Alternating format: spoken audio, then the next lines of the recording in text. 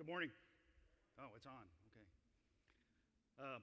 So thank you for the privilege of inviting me here today.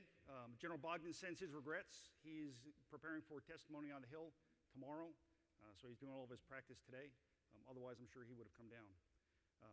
As the introduction says, I've worked with the Air Force. So first of all, I worked 3 years at Wright-Patterson Air Force Base, and the first time I went into the gym, I was stopped by a gentleman who was probably about my age now. And he said, when do they bring TANs back? So if you're old enough to remember TANs, no, I really am in the Navy. If you're young enough not to remember TANs, ask the old guys and they'll explain that to you. That it is, and as I said earlier, my exec is an Air Force captain, and she has a lot more fun being an Air Force captain talking to the Navy about things than I had as being a Navy captain on an Air Force base trying to get things done for General Isani. So anyway, I'm here to talk about the F-35. I'll talk for about 20 or 30 minutes and then try and leave 15 minutes for questions, and please send them to the website. I think that's a great idea to put them in that way, and more people ask the same question. I assume it pops to the top, and whoever sorts them out will get the most answered. So that is the F-35. Slide, please. Next. I'm going to cover 3 things. So first, I'm going to talk about the airplane itself. So you're probably familiar with it. I'll tell you some things that you may or may not know to give you a relative value of why you should care about the F-35. Then we'll talk about where the F-35 is going to go and why it was designed the way it is designed and what you all need to do. And then the last piece, which I think everybody is most interested in, which is mission effectiveness. What does it take to make the F-35, or for that matter, any air platform in the current environment relevant? So with that, slide please. F-35 is, and if you've read the papers in the last couple of days, my boss said it about a week ago, the F-35 is all things to all people. And that's both good and bad. So all of the US services, 8 international partners, 3 FMS countries currently buying the F-35. 3 different variants, the A, the B, and the C, the US Air Force, the F-35A, most of the partners, the F-35A, F-35B, US Marine Corps, the United Kingdom, and the Italians. And then the F-35C, the United States Navy, all by themselves. F-35C has a beautiful, big, gorgeous wing that provides a lot of lift coming in behind the carrier, also allows us to carry more fuel. That's the reason why that circle's a little bigger. F-35A shown in the middle for combat radius, and F-35B. Operates from all of those platforms. About 25% physical commonality between the 3 variants. About 98% mission systems software commonality between the 3 variants. So if you just keep those 2, they look kind of the same. The parts count is about 25% common. But the big thing is when we design the software, it's essentially one version of software for everybody's airplane. Slide, please. It can get there. It's no F-22, but it can get 1.6. Big engine. You want to talk about the Pratt & Whitney F-135 engine, it is a big engine. Puts out a lot of thrust, a lot of power. Right? So people in this room, you want to power the avionics, that's what you need. You need something that can get you there, as well as put out the power and deal with the needs of the avionics. For you all, bottom is probably what you're interested in. It's the sensors. You all know better than anybody that is no longer sufficient to bring a weapon to the target and have a kinetic kill. Most of the time, what you need to do is master the domain that you're operating in, and that domain is the electronic spectrum, the electromagnetic spectrum, the cyber spectrum. We are a receiver, as you heard yesterday. The F-35 is a great magnet for information. We're going to take it all on board. The problem is our requirement was written in 1998. When they wrote the requirement in 1998, nobody looked far enough ahead, and yes, we're late. I'll talk about that if anybody wants. Nobody thought far enough ahead to say 2 decades from now, we need the ability to get this information out quickly to other platforms and distribute it on the battlefield. That is a limitation we are living with today that we are taking action on. But we can bring a lot in. I don't yet have a good way, other than Link 16, and we'll talk about that, to get it off. Next slide. This is a build. Go ahead and, I think, 2 more. Keep going. Keep going. Keep going. 1 more. 1 more. 1 more. I hate build slides. Okay. There we go. So that if you want to build a stealth airplane, you have to start by building a stealth airplane. It's very hard to retrofit those features from an aerodynamic capability, from a supportability perspective, from what maintenance needs to be done. That really has to be the first decision you make. Do I want to build a stealthy airplane? And the F-35 is. The F-35 does a very good job. It is not, again, for the generation like me in the room who grew up with an F-117, moved on to a B-2, even moved on to the F-22, the F-35 is a generation beyond that as far as maintenance of the airplane is concerned. So if any of you are going to be involved in that part of the arena, it is much more supportable than those platforms. We learned, we adapted, we moved on. We're good at that. Lockheed is good at that. All of those pieces, on day one, you take an airplane and you're going to put, day one of a fight, when you need to be stealthy, you're going to put all of the weapons internally. There's not going to be any external stations, and it's going to get what you need to the fight. The inlet is buried. It's hard to see the inlet face. All those good things that you want are designed, and they are there every day. Slide, please. Oh, one more. And that's why. Why do you want us? You want us because we bring what you need when you need a kinetic kill. We carry or will carry every significant weapon in the U.S. Air Force, U.S. Navy, U.S. Marine Corps, and international weapon inventory. So it's there. It'll be there when you need it. But as we were talking about beforehand, that's the kinetic piece. That's the end game. In order to get to the end game, you have to be able to get into the environment, so you have to be able to dominate electromagnetic spectrum. And frankly, in order to get to that point, you have to be dominant in the cyber spectrum before you ever even get the airplane off the ground. But what you can see here, that's with the pylons, that's everything dirtied up. That's the airplane that you would see 4 or 5 or 6 days into a combat scenario when you didn't need 100% stealth and you can start taking it. So we can go from the F-22 to the F-16 to the A-10. In the Navy, it's the F-18, and bring a load. Slide, please. So for the last decade or so, 2 decades, depending upon when you start counting, that's the threat that we've been facing. That's the Brussels threat today. That's what we've been, when we go over to the desert, that's what we've been operating in, right? So it's the man portables, it's the IEDs, it's the small groups, and we have dominated the airspace. Next slide. That's what the F-35 was designed for in 1998. That's a requirement that was laid down. That's where we're going, right? So the threat that ACC is trying to counter is the threat on the right. The F-35 will be able to span both of those. And yes, if anybody's looking, that is the photoshopped picture, but that's what you get when you go to public affairs and ask them to provide some cool pictures. And then down to the bottom, and just, I only say that so you know, yes, the Admiral knows it is a Photoshop picture. And then the bottom right is cyber, right? So again, in 1998, very few people, some of you in this room, but very few people outside of Afcea understood that we needed to be able to deal with the cyber realm and that there are really kinetic, if you will, cyber threats to the system that either may be introduced in the end product or introduced in the supply chain.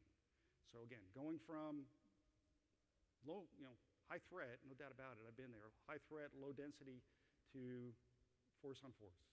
Next slide.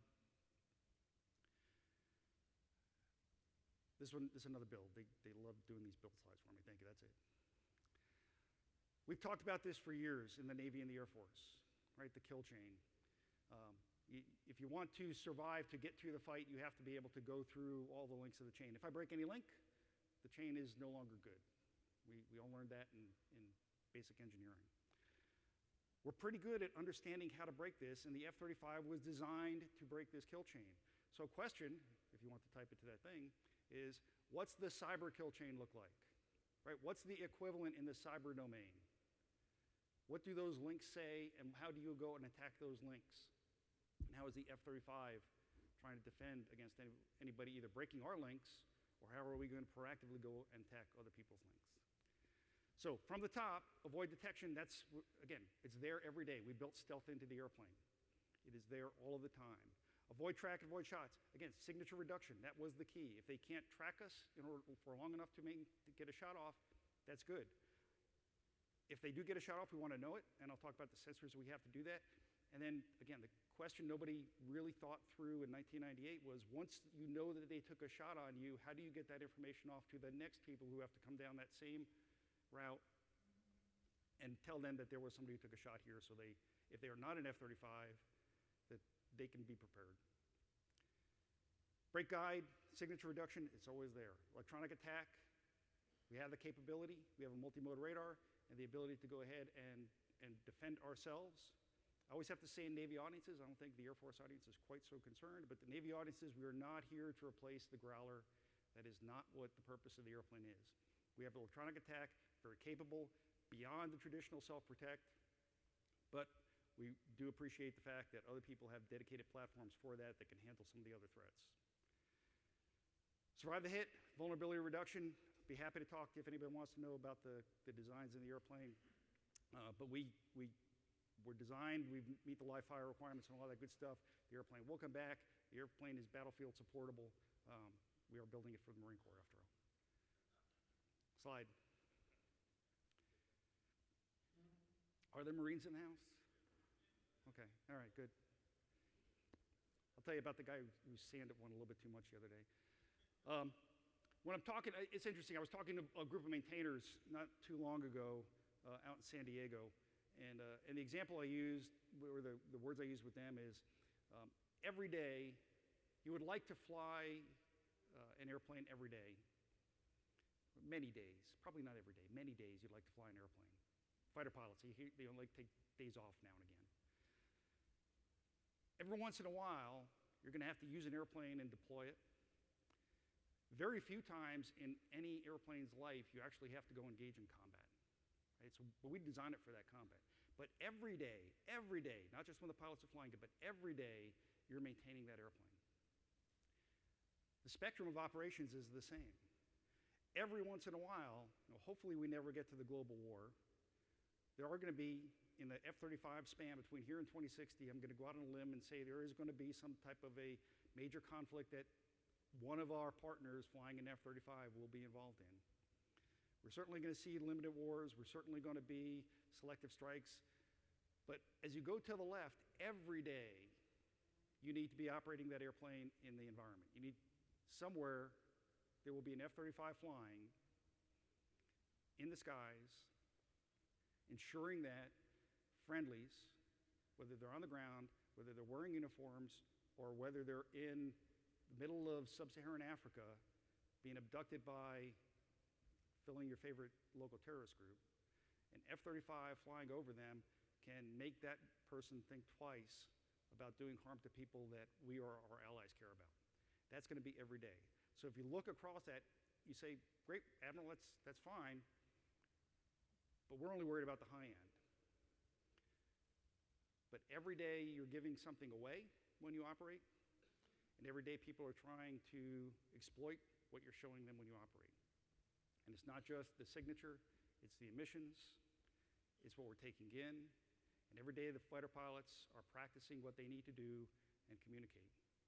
And every day we find holes, and every day we've got to figure out how to plug them. So I'm more interested right now in making sure that we understand how to do the day-to-day operations. By the way, today on the ramp this morning, 152 operational F-35s. All of them still in CONUS. Starting this December, they will be leaving CONUS and starting to go overseas. But today, 152 operational F-35s being delivered at the rate of about 4 a month. That doesn't count the DT fleet, the developmental test fleet. So 152 operational flying for U.S. Air Force, U.S. Navy, U.S. Marine Corps, Norway, Italy, Australia, the Netherlands, and the United Kingdom.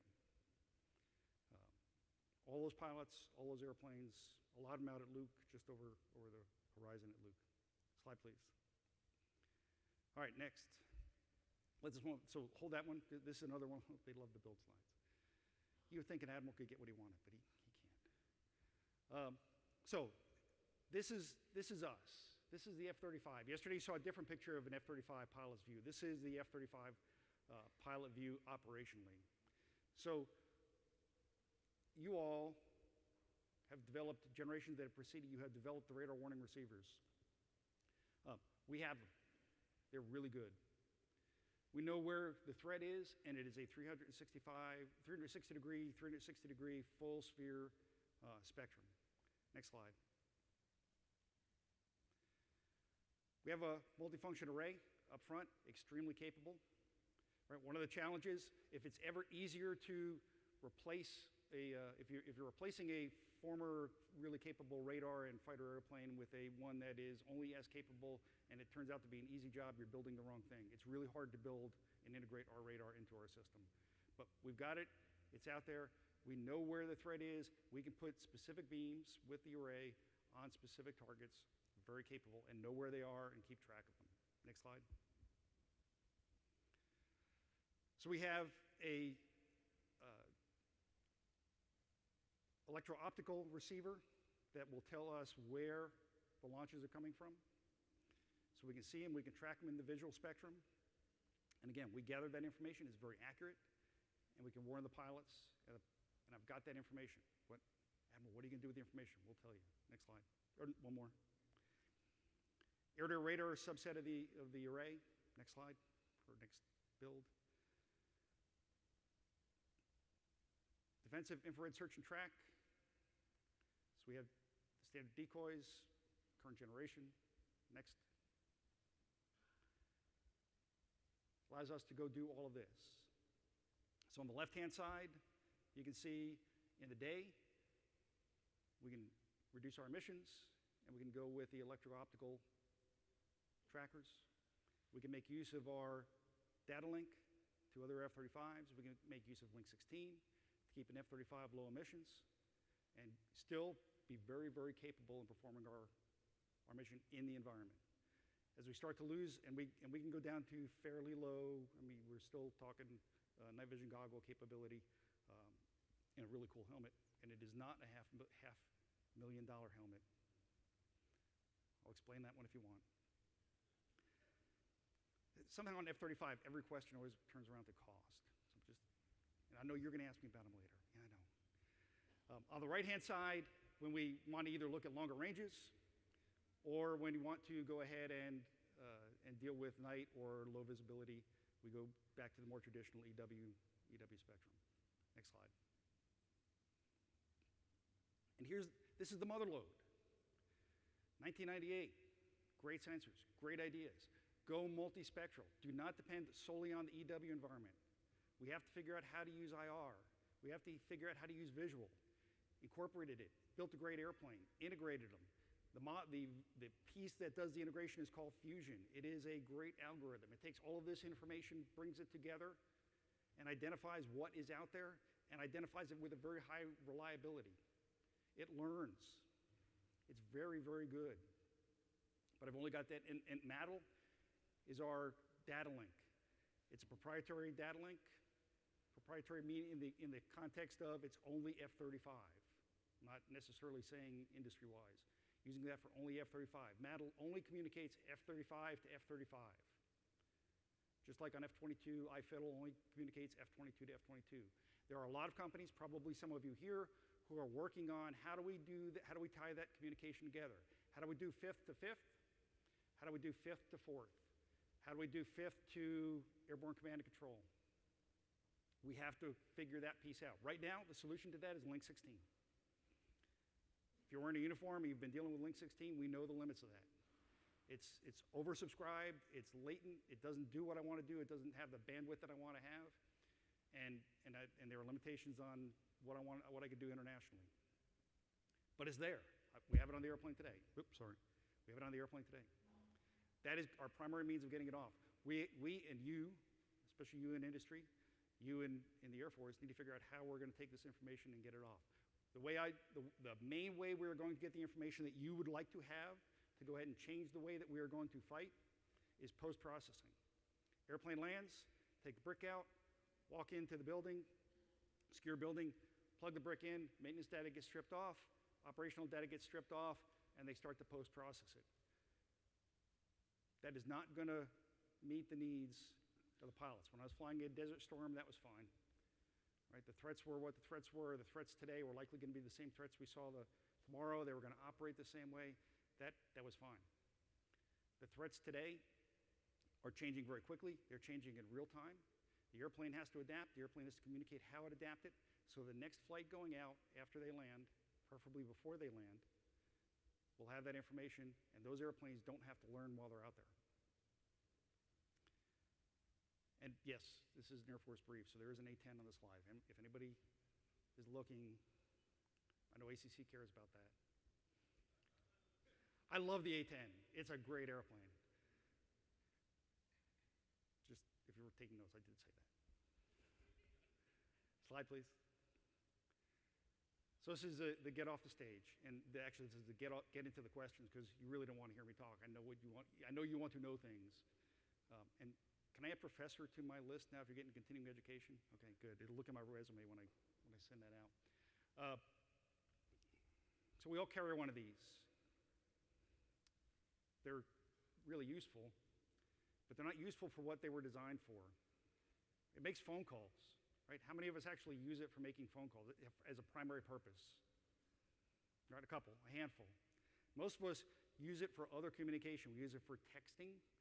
We use it for retrieving the score of the Rays game down in Cuba yesterday, or in my case, the Red Sox game. Go Sox. It's going to be our year. Finding out what the weather is this morning, listening to the radio from home, looking at pictures, taking pictures, right? So this is the hardware. When it was designed, it was a flip phone and it was meant for making phone calls. That's the way the industry was set up. That's what cell phone networks were for. They had to build it. When Motorola builds this, they don't know what I'm going to do with it. When Apple builds the iPhone, they don't know what I'm going to do with it. When Lockheed Martin builds the F-35, we don't know what you're going to do with it. But it's going to be here for 30, 40 years. Out to the 2060 time period right now. That's the hardware. The software, the functionality, the operational flight program. Every 2 years, we're going to put out fresh software, just like Motorola pushes software for this apparently every 6 months. Just like Apple pushes out a new iOS every 6 to 8 months for an update. That is a period that is not often enough to make it relevant for what I want to know today.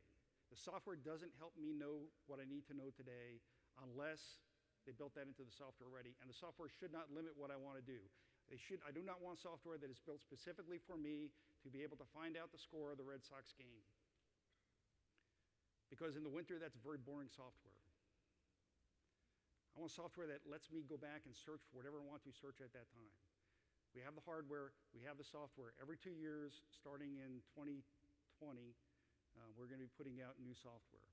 But the key, and what you all need to think about, is what are the apps? What's the data? What do we need every day?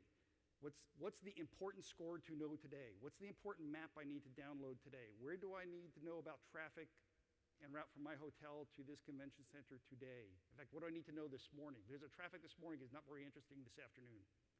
And how do I communicate to my friend who I left back in the hotel, hey, I'm stuck in traffic on, was it over here, 281? I'm stuck in traffic on 281. Why don't you go down McCullough Boulevard? Because that's a better route right now.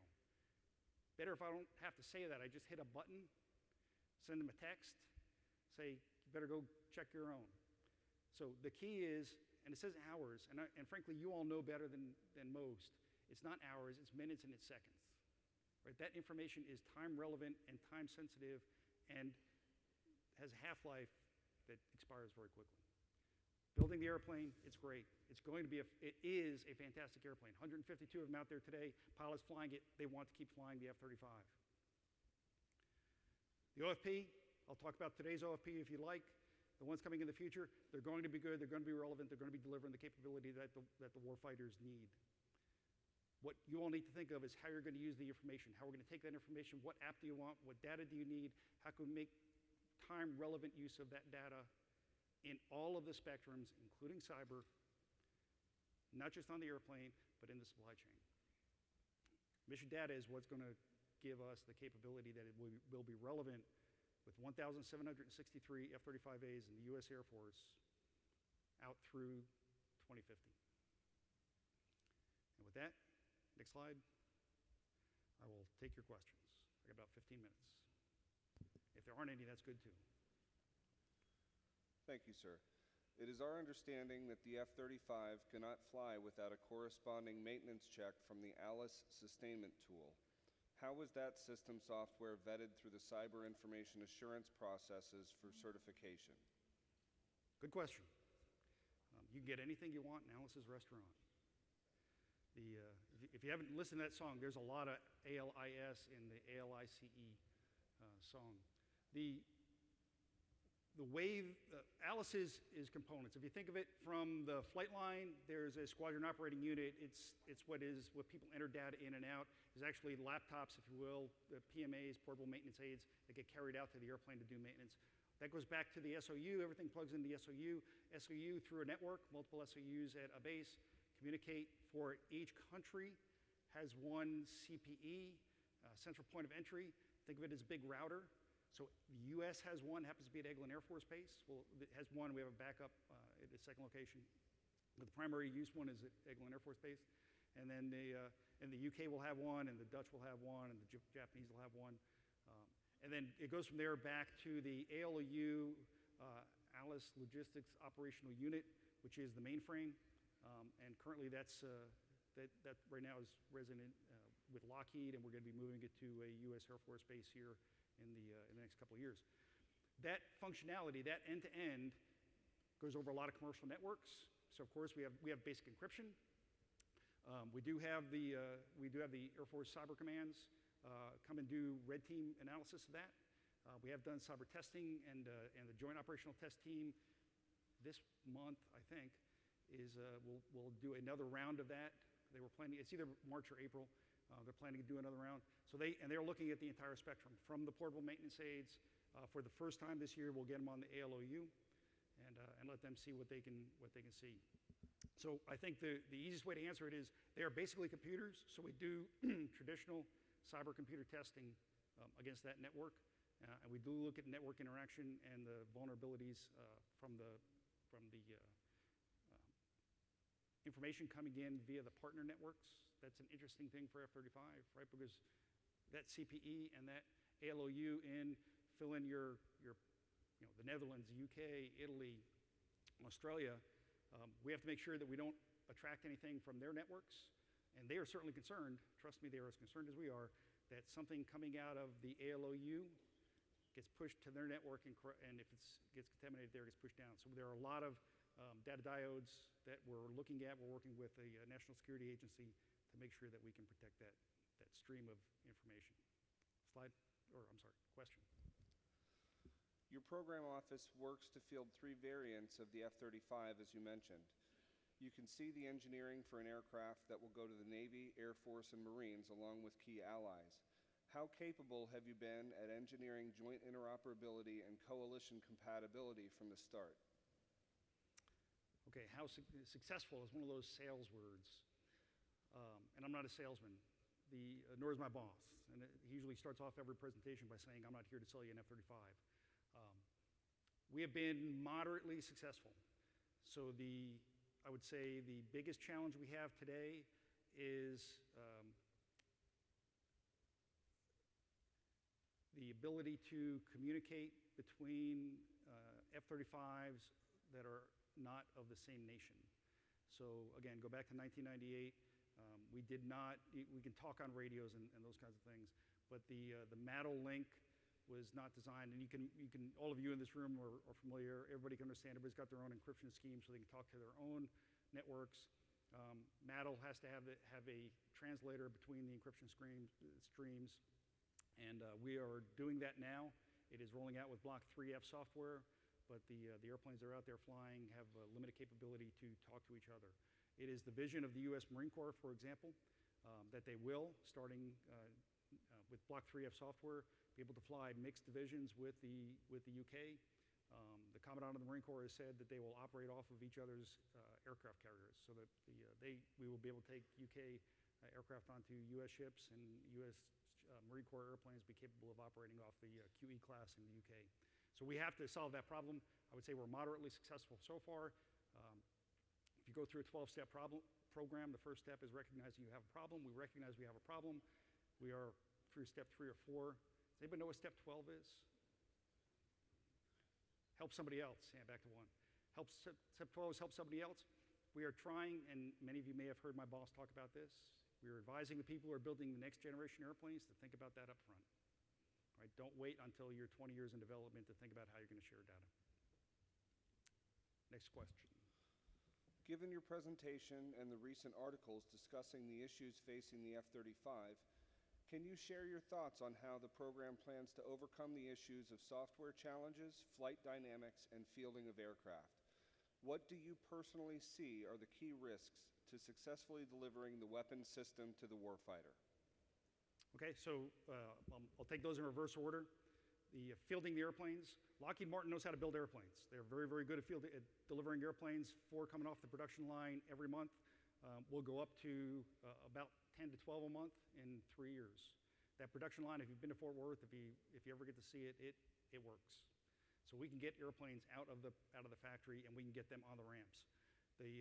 From the software perspective, you have read about, and we admit, there were in the past significant problems in delivering software. It was delivered on a fragile schedule. Since 2010, the gift that General Bogdan and I were given to have a stable platform or a stable program, we put in a lot more engineering up front. We put in a lot more development up front, and our software deliveries have been coming out about on the schedule that was planned back in 2010. We're within a couple of months. The final build, Block 3F software, that's the culmination of everything that we were supposed to do in development. That content has been stable. There's only one thing since 2010, there's only one thing that has moved out of the development phase related to software, and that's a prognostic health management data link software to move the information from the airplane for maintenance before the airplane lands. And the limitation there was actually getting approval from NSA for the link and the system we wanted to use, and they said it wasn't cyber safe, so we couldn't use it, and so we had to move that to a later development. But everything else is in software. So I think software is good today, much better than it was about 7 years ago. And then I forgot what the last one was. Sorry, software and so the thing I worried about, what I said before we started, the number one thing that is the limit on supporting the warfighter is actually supporting the fielded airplanes. So starting the end of this year, starting in December 2016, we start sending airplanes overseas. In the next 3 years, at the end of 3 years, we will have 5 bases stood up overseas. So we already have bases all over the United States. Now we start adding them overseas. Iwakuni for the Marine Corps. UK takes their airplanes home. Australia takes their airplanes home. We have an operational base in Italy, Japan, Israel. So all of these bases are out there. Our support infrastructure has to grow up very quickly and be very capable at shipping all that stuff out. Along with that, we have a multinational supply chain. So if you are operating an F-35, you likely are supplying something for the F-35. We have final assembly and checkout facilities, which will be also major repair, overhaul, and upgrade facilities in Italy and Japan. Those are going to be staffed by host nation nationals. We have engine repair facilities in Turkey, Norway, Japan, and Australia. We have maintenance facilities. All of these things have other points of entry where things can get into our system and they can perturbate us. We have to have an assured supply chain capability that goes along with that. That's probably the biggest thing that we need to grow over the next 3 to 5 years. Actually, we have to grow initially in the next 6 to 7 months, and then have a really strong instantiation over 3 to 5 years. Slide or question. Hi. That was our final question for Admiral Mahr. At this time, please welcome Lieutenant General Bob Wood back to the stage to formally thank Admiral Mahr on behalf of Afcea and our audience for his presentation today. And I want to thank you all for being here. I want to thank you for what you do. And I always try and finish with an audience like this, saying that I mentioned I flew in the Gulf War and a couple before that. I'm here because generations like you beforehand did really good things with airplanes, with capability in the EW environment. There were a lot of things that were very close. And I'm here, and I have 4 wonderful children and a beautiful wife, and they will have a happy life because I'm standing here because of what you did. All I ask is that you keep doing what you're doing. Thank you for your service to the men and women who will never know your names, the men and women who probably will never know your products, and their families, because you keep them sitting at the tables at Thanksgivings and Christmases and birthdays and anniversaries. And without you, they couldn't do it. So thank you very much. Let's thank the professor.